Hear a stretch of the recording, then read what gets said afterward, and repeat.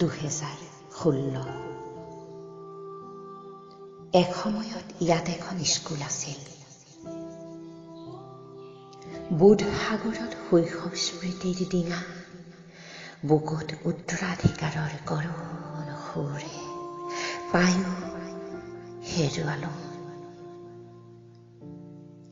সেইজন ছাত্ৰই স্কুল এৰাৰ দুখত দুদিনমান শূন্যতা সাৱটি চক মাতি ব্লেকবোৰ্ড, ডাষ্টাৰ, ডেস্ক, বেঞ্চিও মাগিলে মেলানি। আৰু এদিন হাঙিত উঠিল আইৰ মাতৰ এখন পঢ়াশালীৰ শৱ।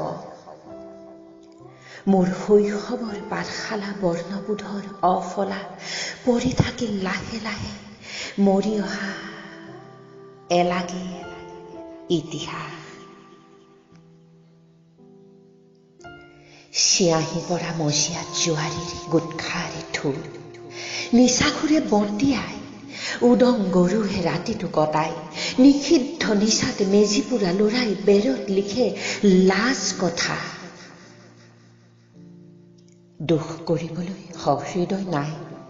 ৰ'দ, বতাহ আৰু উন্মুক্ত চৌহদৰ আমলখি শিলিখাৰ বাহিৰে নিৰ্বিকাৰ শপত লৈ জনতাৰ ৰেল।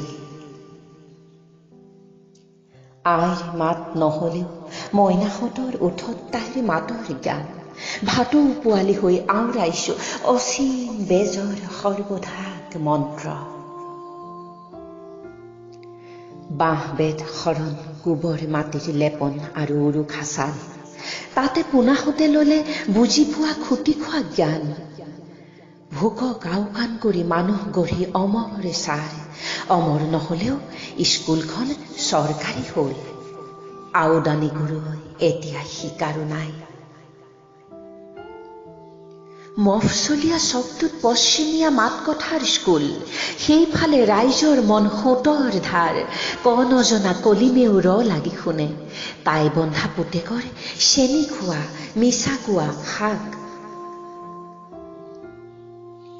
স্কুল খোলাৰ উৎসাহ, স্কুল মৰাৰ হতাশ, পৰিচয় হেৰুৱাৰ ভয়, বখানিছো পশ্চিম বায়ুৰ গুণ।